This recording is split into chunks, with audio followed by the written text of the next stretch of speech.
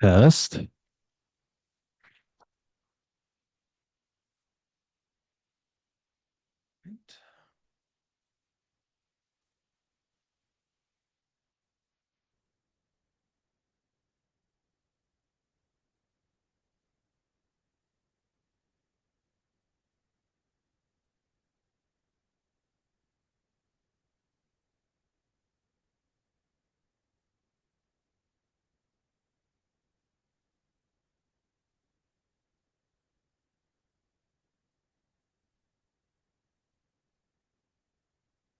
What's up, everybody? If you don't mind, see if the chat works for you.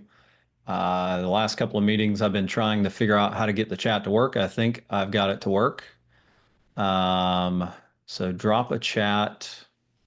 If it doesn't work, then you'll have to use the Q&A.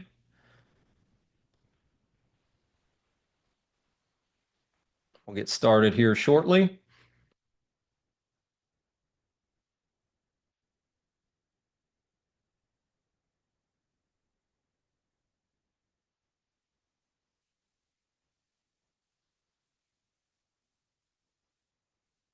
All right, sweet. It is working. Q&A doesn't work super well in my opinion. I don't like the feature of Q&A. There's no way for me to respond or drop things to you guys. So awesome. Glad that's working this go around.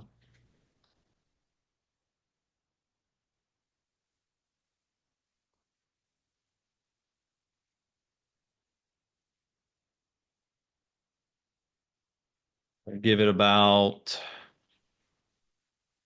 2 to 3 minutes to let everybody trickle in.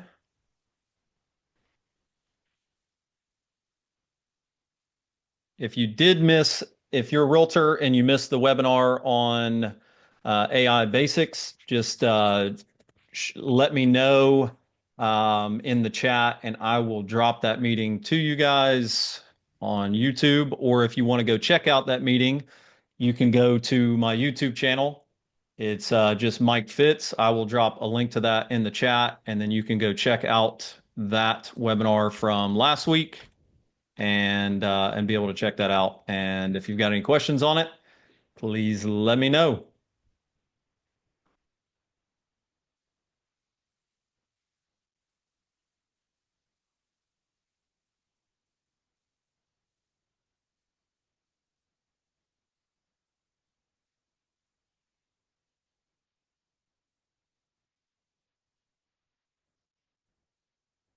Just drop that in the chat.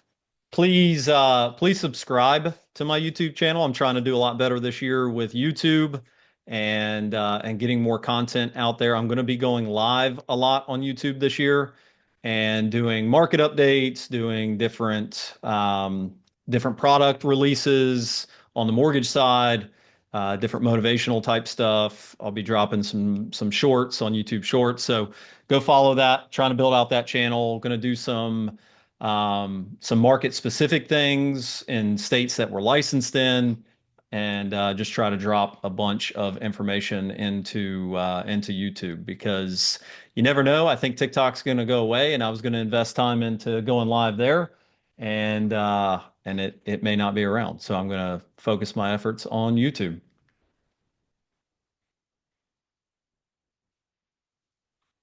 Today we are going to be talking about TCPA, which was originally passed in 1991, but they've made some updates. So again, I'll let a few minutes go, let everybody kind of trickle in. The chat is working this go around. So if you've got any questions or anything pops to mind, you're not going to be able to ask those questions live on video. This is webinar format.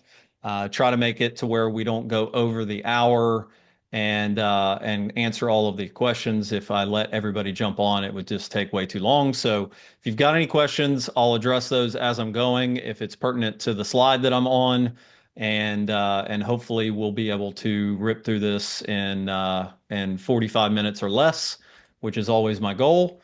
And yeah, so I'm going to give it one more minute.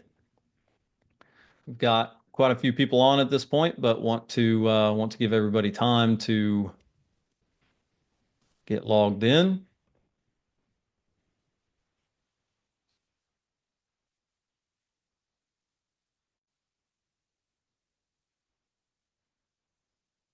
All right, I'm going to jump into it. If you got any questions, drop them in the chat. Let's see. All right, so guideline updates on TCPA rules for lead generation and communications. They announced this in 2024, so it's 2024 and beyond. It is going to be some big changes when it comes to what they consider one-to-one consent or express consent is kind of some of the buzzwords that they use when it comes to lead generation. There's been a a loophole with lead generation companies for years to where they have been doing what's called batch consent and not specifically getting a consumer to consent to being reached out to. It was just a kind of long explanation on their website whenever they were opting into correspondence with a lot of these lead generation companies, whether it be Zillow, Realtor.com. It could be things like Car Gurus or those kind of things if you're in the car business. And what was happening is these consumers were getting bombarded by people. If you've ever put your information into Bankrate or said, "Hey, I need a auto insurance quote," or something like that, you'll know what I'm talking about when it comes to robo dialing and just people blasting your phone. And the good thing about this on the mortgage side, as a mortgage lender, is what this should do is it should mitigate the trigger lead situation that the mortgage business has had issues with over the last couple of years because they are definitely not giving express consent for anybody to reach out to them on the trigger lead side when they get their credit pulled. So this is actually something that I view as a big win in the mortgage industry. I do see it as a big win on the real estate industry, and I'll kind of tell you what I mean by that as we go through this. But overall, it can lead to very hefty fines if you don't navigate this properly and don't get internal policies built to make sure that you're not violating these updated guidelines. So what happened was TCPA was released in 1991. It was basically a beefing up of the do not call list and some of the things that came from that, and has then with updated technology had to be enhanced and more things added to it because we've got the emergence of text messages since 1991. People are getting blasted via email. We now have robodialers. We've got things like I'm very into AI, so things like 11 Labs that can make calls out and sound like a human being. And so there's a lot of different things that have come to pass over the last decade that has caused this to need to be enhanced so we protect the consumer from getting absolutely bombarded from telemarketers and from lead generation. This new guidance does go into effect on January 27th, so it's definitely important for you to make sure that you're up to date on these guidelines. And after the call, I will send you guys a PDF that kind of compiles a bunch of news outlets that I looked at to come up with this information into one PDF. That way you can read through it. And also, I'm going to send you a podcast that I made with AI that goes through all of the different changes with TCPA, and it's very cool because it's a very short 20-minute podcast that may shed some light on some things that I might miss during this webinar. So the impetus for the 2024 rule change is there's been a surge in consumer complaints, specifically around text messages and robo-dialing. So a lot of this is very focused on robo-dialing and texting, but it is going to pertain to you physically putting in a phone number, at least in my opinion. It's very vague in some of these news releases on the physically dialing somebody aspect. But I do believe that somebody would still have a legal right, and you'll have to consult an attorney on this. But I do think somebody would have a legal right to still report you, even if you're physically dialing their phone number, if you didn't get that one-to-one consent. There's been a lot of confusing consent, like I said, with some of these lead aggregators, lead generators. They have been doing batch consents to where they list 1,000 companies that are currently signed up with them to receive leads. So as you can see on the mortgage or the real estate, even the car business or insurance sales and those kind of things, if you've ever bought leads that have been farmed and turned over to multiple people, by the time that you might call that person, they might be completely just burnt out from all of the phone calls that they've gotten, and you're spending good money on that lead and ultimately get nothing from it because they have been farmed and sent to multiple different places to reach out to them. So what this is going to do is it's going to cause these lead generation companies to get really, really focused on one-to-one consent. And then if they decide that they're going to deliver the lead to you, they're going to have to come up with a way to where that person then consents for you to reach out to them once they have sold the lead to you. So it's going to completely change things from a lead generation standpoint. I'm sure there's going to be a lot of companies that get really cute with this and try to skirt this in some sort of way. And we'll talk about that in a different slide here. So um, it's definitely putting a lot of scrutiny on online lead generation. The overall new TCPA rules, as far as the overview, there's going to be a stricter consent. There's going to be prohibited bundle consent, definitely a lot stronger enforcement from the FCC and also from private litigation. People are being told about this. There's billboards in Florida that I've gotten screenshots of and sent to me. I know of a couple of people that I have known through the years have been hit with lawsuits for this already.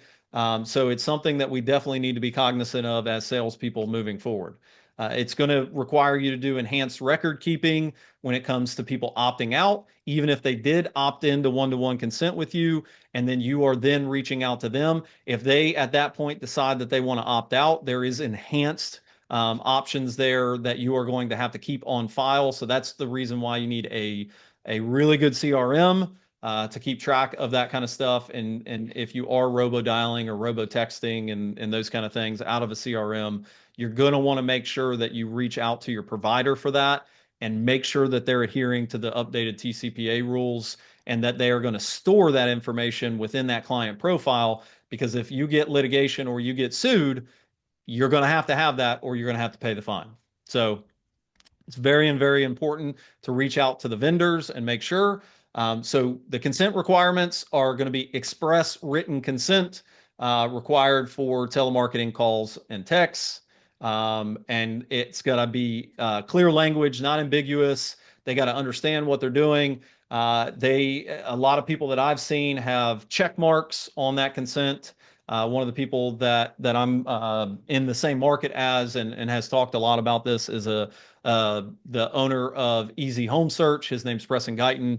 If you want to follow him as well, he talks about this a lot when it comes to the new TCPA rules and what they're doing at their company to make sure that they're in compliance, and it would be a good way for you to stay in compliance too. I'll be posting about it a lot as well.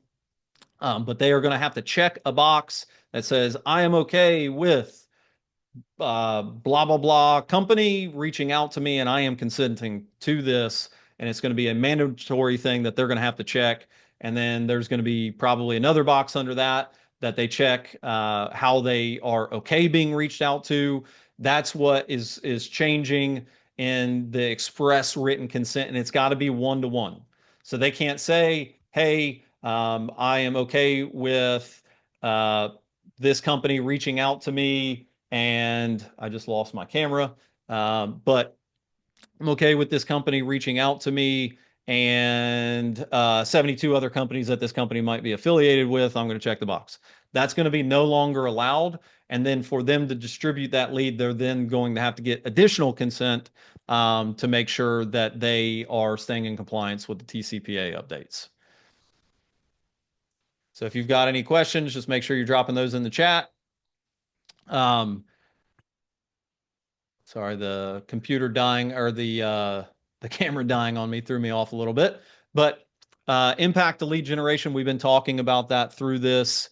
It is going to impact lead generation. If you are a real estate agent and you are watching this, you need to make sure that you reach out to your providers that you have bought leads from, either currently or in the past, and make sure that you get something from them in writing that says that they are following the updated TCPA guidelines and rules, so you do not open yourself up to litigation. You internally in your own business need to make sure that you have steps in place and you're using a CRM that when somebody opts out with you, if you're using a personal cell phone and you're reaching out to somebody that you bought a lead, and now you're reaching out to them and you're not doing that through a CRM system, and they say, hey, I don't want any more correspondence from you, it's going to then take it to where you now need to take either a screenshot of that, you need to print that, and then you need to upload it to their profile within your CRM system, and then make sure that it's marked that you do not reach out to them again. Because if you do, that's what opens you up to fines. And you have to adhere to that within 10 business days to make sure that you are not reaching out to them any further after they have opted out of correspondence with you. That's why I think that it's important for you to get a good CRM and make sure that you are utilizing that CRM for communication. No matter what sales business that you're in, it's a little different on mortgages because typically people are reaching out to us, so it's not that big of a deal on our side, but it is a huge deal on the real estate side where you are buying leads, or the car side where you're buying leads to reach out to people. So uh, we talked about this before, separate consent. It's got to be separate consent for every company that's going to reach out to the person that's ultimately opting in to getting correspondence on that specific topic. One thing to mention, and I've done a lot of research on this, I've talked to a couple of attorneys. B2B, which is business to business, is not something that's going to fall into this.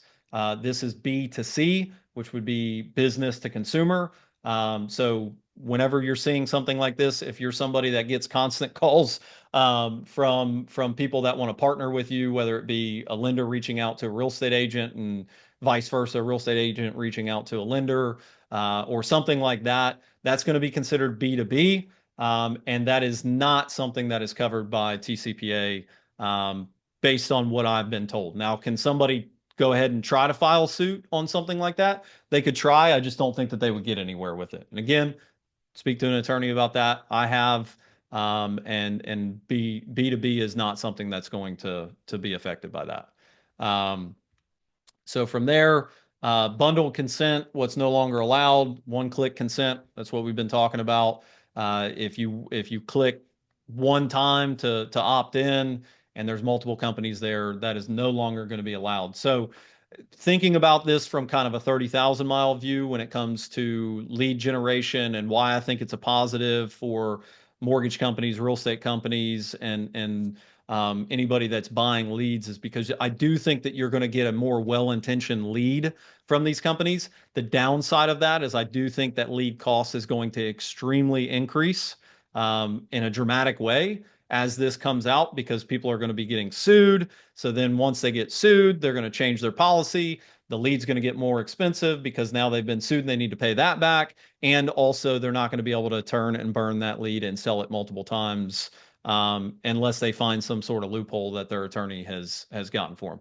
The problem with that, though, is if you are buying leads from somewhere and they are not following TCPA, and then you ultimately reach out to that person, the burden of proof is still going to lie with you, and you probably will also be brought into that suit because you didn't do your due diligence on your side to make sure that your lead provider is following the TCPA updates. So that's why it's very important for you, if you are buying leads or you are generating leads, to do this properly or vet the lead sources properly so you do not get yourself into trouble, because it is not fun when that happens. So from there, this is kind of the old example of what it used to look like. You would go to, as a real estate agent, you would go and buy something. I don't know, example would be House Finder, and then somebody would consent and say, yes, I consent to calls and texts from you or the partner companies. And then they would receive calls from 50 places all at once with robodialers that try to get somebody on the phone. And then once it hits, it hangs up all the other calls and then you answer. I'm sure everybody's used some sort of dialer in that way. And they are doing it instantly. So these people are getting bombarded the second that they click submit. within seconds. So this is what they're trying to prevent, and this is what the change is ultimately going to change, which would be instead of consent and to partner companies, you're one-to-one consenting, and now they're only getting reached out to by one company. So the record keeping requirements on this is, of course, the proof of consent. So again, if you're buying leads from a company, one of the questions that you're going to want to ask them, and this will be in the PDF, what question should I ask a company to stay compliant that I'm buying leads from? You're going to want to make sure that they are delivering that consent to you with the lead to make sure that they have followed the guideline. You're going to want to make sure that you are getting a screenshot of the form that they're using in order to receive the lead, and then also your CRM integration, record keeping of opt out and also the one-to-one consent. So if you're getting that lead and you can direct connect into your CRM via something like Zapier or a direct integration, you're going to want to make sure that they have the capability of dropping that consent into that new client profile within your system. If they don't have the ability to do that where it's dropping automatically, you need to make sure that they're going to drop that to you in an email that then you can upload into your client profile from that lead that you've purchased. And the other side of that is, again, we talked about the opt out. If they do opt out, and you are using a CRM where you've been corresponding with them through the CRM, either via text or a dialer that's built into the CRM, you need to make sure that that CRM is keeping that record within that client profile on the off chance that they come back and file a complaint. And then make sure that if they aren't doing that, or you're using your personal cell phone number, somebody says, hey, please don't contact me anymore, you want to make sure that you are keeping records of that and uploading it to their profile within a CRM. If you're not using a CRM, you should probably start using a CRM now, because I don't know of any other way that you're going to keep accurate records of this stuff to where if you did have a complaint filed against you, you would have the firepower to fight that complaint. So the potential violations, the violation for the updated TCPA has gone to $1,500 per violation. So the scenario here would be you reach out to somebody, and no matter how that goes, even if they reciprocate information, if for whatever reason they got pissed off during that interaction and you didn't keep good records of the consent for them to you to reach out to them, and then an opt out, or if they opted out after you guys had done some dealings and all of a sudden they're like, hey, don't contact me anymore, I don't want to do business with you anymore, they potentially could have a claim against you for every single time that you called them if you don't have the initial one-to-one consent or written consent on the front side. Every call that you've had with them since then could be open for a per violation fine. So this is where these things can get expensive quick if you're not keeping up with these records in the proper way, and making sure that you're staying compliant to the TCPA updates. It can turn into a class action lawsuit. A lot of the times, if you're an individual salesperson, it's probably not going to be a class action lawsuit because you're going to be dealing with one disgruntled person. But companies, if you're running a company or you're running a real estate team, if you're on the real estate side, you want to make sure that you are keeping up with this, because if it turns into a class action, they're then going to open up your records. And if your team reached out to that person 15 times, and then you had another person start reaching out to them, and then you reached out to them, and you didn't keep records of them reciprocating communication, and then the one-to-one consent on the front side, you've got a pretty hefty class action lawsuit on your hands. I've seen these things in the millions of dollars for mortgage companies, for real estate companies, and it's not something that you want to mess with. It's not something you want to be scared of. You just need to make sure that you're keeping accurate records and keeping up with the TCPA guidelines, and making sure that you're moving within the bounds of not getting fined. So don't get crippled. Don't stop making your calls. Don't make it to where you're like, I can't do this business anymore because I can't make calls. I'm too scared to make calls. Don't do that. Just get really good at these, and make sure that you're understanding them, and then you'll be ahead of the curve, because your competition might end up getting a bunch of these fines and may get taken out of the business because they're not up to date on what all of this looks like and not following it. So hold on one sec. We've got a question. How does this directly impact credit bureaus and how they sell data, trigger leads? They've never had consumer consent to sell their data. Is this really going to stop them? I personally think that it will put a slowdown to it. I think there's some companies that might say, whatever, we'll do it as long as it takes. And then if we get a complaint, we'll take the slap on the wrist and move on. I would hope that wouldn't be the case, but the reality is this should slow down trigger leads on the mortgage side in a big way because they are definitely not express consenting to anybody reaching out to them other than the person that's pulling their credit. So in my opinion, it's a big win for the mortgage business in that sense. Taking it over to the real estate business, which I'm in a arm's length connected to. I know a lot of realtors. I coach realtors on these kind of things. One of the things on the real estate side between NAR lawsuit, which is now you have to get that buyer's agency up front in order to show them a property, and then this TCPA update. I think those two things layered together is a huge win for the real estate industry. You're not buying crap leads that are getting sold to 50 different people with this change once it goes into full effect. And if you do end up doing that, then you need to report the company that you bought them from. And then with having to get a buyer's agency up front, you now get the ability to really have a captive client in that situation to where you're reaching out. Hey, yeah, looks like you expressed interest on this website. They said that I was going to reach out to you. I wanted to call and make sure. Oh, you do want to you do want to go look at that property. Okay, I'm sending this over. Will you please sign this so we can go see the property? And then now you have a very captive client at that point. I think everybody's looking at these things as doom and gloom in the industry, and I think it's a huge win. And also, people are looking at the NAR lawsuit as a negative in the real estate world because of this buyer's agency and commissions and all that kind of stuff. And if you'll look at it as this actually helped you not get arbitrage from what they call the iBuyer, which are companies like Zillow, Redfin, all these different companies that were trying to move down the path of just letting people go see houses on their own. I think it's protected real estate agents for a period of time from that becoming bigger than it was going to become bigger than it is right now or would be with the lawsuit on the NAR side. And then now you get this TCPA update where you're getting a better lead. You can see that if you get really good at this stuff, there's a lot of opportunity to go make a lot of money on the real estate side because you are getting a better lead, and now you're going to be able to make them captive with you with your buyer's agency if you do that properly. So you can see there, risk mitigation strategies. We've talked about this throughout. Just make sure that you're clear about your opt-out.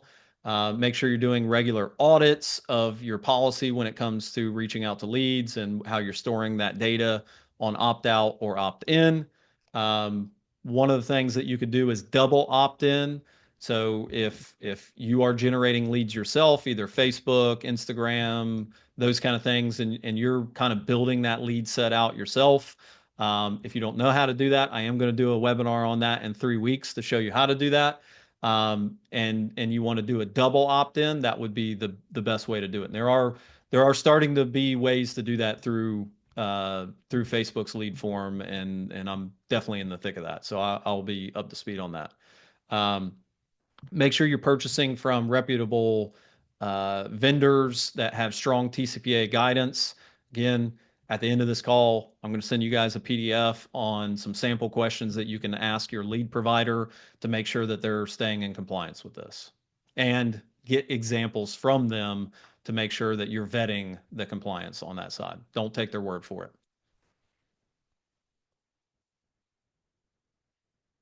So implications for real estate brokerages, we did talk about that. Just make sure that you're training your team. If you're a team leader, make sure you're doing lead purchase review, and then make sure you're keeping great records.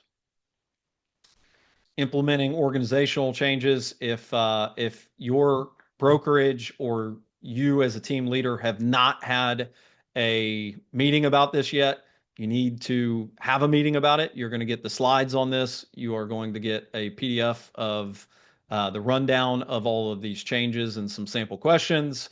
And then you'll be able to be kind of empowered to go to your team and have a meeting about this so you can implement procedures to make sure that you don't get fined or get complaints against you. So they're anticipating future developments. So the FCC is keeping a very close eye on this as AI becomes more prevalent, and we have more companies coming out with ways for people to send out phone calls that sound like a human being, but ultimately are AI that are trained on the knowledge base of that company to set appointments on somebody's calendar. This is becoming a very, very big thing in the AI industry, and it is way on the radar of the FCC and of the federal government because it is becoming a problem where people are stealing people's voice and doing scam calls with this stuff, and it's becoming a pretty big issue that is definitely on their radar. So if you're doing some of that kind of stuff, you need to make sure that your guidance to your team or your internal record keeping is on point, because if not, you're going to be in the crosshairs if you're utilizing some of that technology and not doing it properly. Make sure you check into state laws as well, depending on what state you're in. Florida's got some additional TCPA laws that they adhere to, so make sure you're doing the research on a state level, and make sure that you are connected to a good TCPA attorney just to have on deck.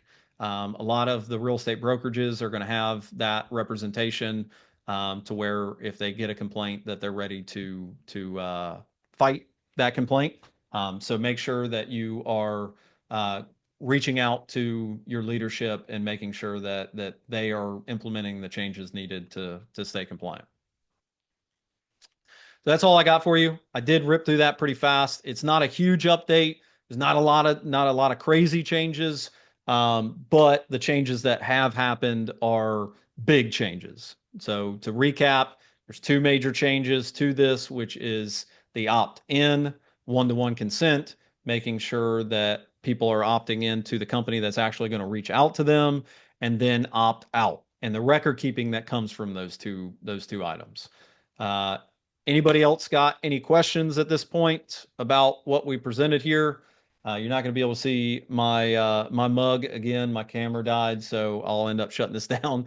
But if you've got any questions, please drop them in the chat real fast, because it will help people that end up watching this on YouTube later. And like I said, I'm going to drop that podcast to you that I made for these updates. I'm going to drop a PDF to you guys to make sure that you've got some bullet points to ask your lead providers how to stay compliant, and make sure that they are doing it properly. So if you've got any direct questions, you can reach me on social media. There's going to be an email that drops to you guys right after this webinar. Please leave a review of the webinar. I would love to hear your feedback. It's in that email. You click on the link, you can leave a review for the webinar. I can use that and ultimately get more people on these in the future to help more people. And then if you have anybody that you think would benefit from this, make sure that you have them either reach out to me on social media or go to my YouTube channel and check this out, because it is something that everybody needs to know about in the sales industry, and it's something that you should know about, and it's something that you should share with the people that you care about if they're in the sales industry, because you don't want them to get fined either. So I don't see any other questions coming through. I made good time on this. I spoke really fast, so sorry about that. But again, if you guys have any questions, you know where to find me, and I hope that you got something from it. If you did, leave a review. It'll help me in the future get to more people. Appreciate you guys. Have a good one.